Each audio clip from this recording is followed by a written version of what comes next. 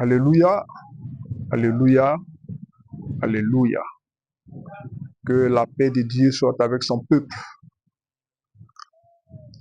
Que Dieu son nom soit béni. Nous voulons ce soir nous entretenir avec le peuple de Dieu dans le cadre des activités de la cellule, sinon du groupe de prière dénommé Gesmani Mission. C'est une cellule qui a pour vocation l'écoute. L'écoute des enfants de Dieu, du peuple de Dieu. Des deux, l'enseignement et l'exhortation de la parole de Dieu.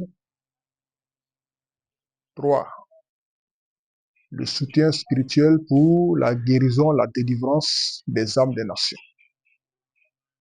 Et donc, c'est dans le cadre de ces activités-là que, à cet instant précis, nous vous saluons dans le nom du Seigneur Jésus. Le monde doit savoir, comprendre que ce monde dans lequel nous vivons, l'humanité a un propriétaire. Et ce propriétaire, il s'appelle Jéhovah, le Dieu créateur, Dieu tout-puissant. Et ce Dieu-là, il s'est révélé à l'humanité à travers un livre,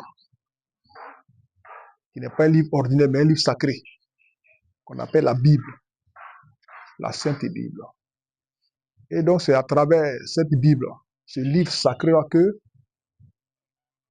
toi qui crois en ce livre, toi qui donnes pour vrai, tu tiens pour vrai que ce livre, il est réel. C'est donc dans ce livre, comme je le dis, que ce Dieu qui est le créateur des cieux et de la terre, à qui appartient la vie, c'est dans ce livre-là qu'il se révèle à nous. Il se présente à nous. C'est dans ce livre-là qu'il nous parle. C'est à travers ce livre-là qu'il nous instruit. C'est à travers ce livre-là qu'il nous montre qui il est et il nous donne de savoir qui nous sommes en fait. Et donc ce Dieu, qui est ce grand Dieu, créateur des cieux et de la terre, pour beaucoup de personnes, il est un mystère. Le mystère, c'est tout ce qui est caché. Tout ce qui n'est pas révélé dans les lieux publics, tout ce qui n'est pas révélé de manière banale, tout ce qui a un caractère mystérieux, c'est tout ce qui conduit l'homme à un niveau qui n'est pas un niveau ordinaire. Et donc, à travers les activités de la cellule du groupe de prière Gesmani Mission, nous avons la mission donc de conduire, d'enseigner, d'instruire, de présenter ce Dieu-là, quelle est sa volonté, pour que l'on comprenne d'abord qui il est, qu'est-ce que ça veut dire être chrétien, quel est l'avantage d'être un chrétien, pourquoi est-ce que ce Dieu-là, nous devons le louer, pourquoi est-ce que nous devons partir à l'église, parce que beaucoup sont ceux-là même qui se disent chrétiens, qui ne savent pas ce que c'est qu'être chrétien, ils ne savent pas pourquoi ils sont chrétiens. Beaucoup vont à l'église parce que ils vont à l'église par imitation, ils vont à l'église par obligation parce que mon mari va à l'église ou ma femme va à l'église ou alors mes voisins vont à l'église par mimétisme, voilà. Beaucoup n'ont pas conscience que être chrétien, c'est un engagement très, très, très fort. Aller à l'église également, c'est aussi un engagement très, très fort pour ta vie. Pourquoi? Parce que c'est Dieu, je parlais tantôt, qui est le Dieu créateur des cieux et de la terre, à qui appartient la vie. Il a manifesté sa véritable dimension. Il a manifesté son véritable caractère, qui est le caractère d'amour. Oui, frères et sœurs, que tu sois chrétien ou pas, sache que Dieu t'a aimé, nous a aimés. Chacun de nous, que tu sois païen, que tu sois chrétien, animiste, que tu sois musulman, que tu sois Guru Maharajji, que tu sois rosicrucien, que tu sois franc-maçon, sache que Dieu t'a aimé, Dieu nous a aimés. Et en quoi nous a-t-il aimés? Parce que il nous a créés, selon sa parole. En Genèse chapitre 1, le verset 26, la Bible dit que, puis Dieu dit, faisons l'homme à notre image, selon notre ressemblance. Donc, la création de l'homme est un acte d'amour, parce que Dieu t'a pas demandé, il m'a pas demandé, il n'a pas demandé à nos ancêtres de nous créer.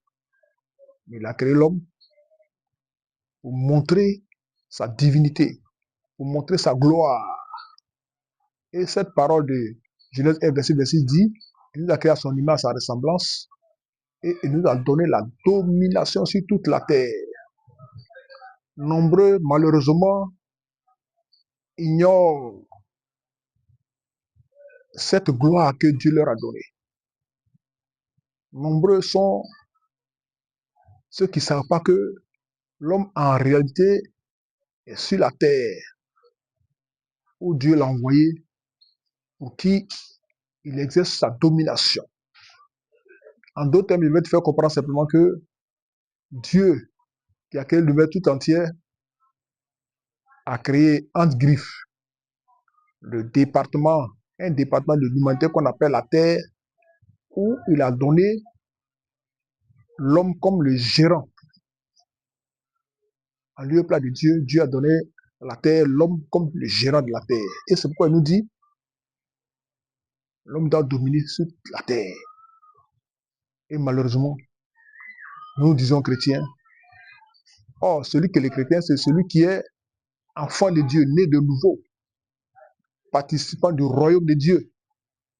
Mais comment tu peux être un enfant du royaume de Dieu et puis ne pas bénéficier des avantages qui s'attachent à ta qualité d'enfant de Dieu?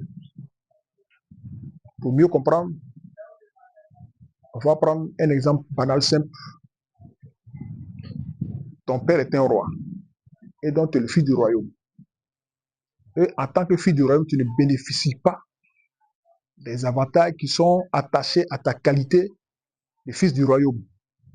Mais pourquoi il peut en être ainsi? Parce que certainement tu es un enfant indiscipliné, tu es un enfant insoumis, tu es un enfant orgueilleux, tu es un enfant irrespectueux. Et donc quand tu es dans une telle position, bien entendu, tu ne peux pas bénéficier des retombées qui s'attachent à ta qualité parce que tu es marginal.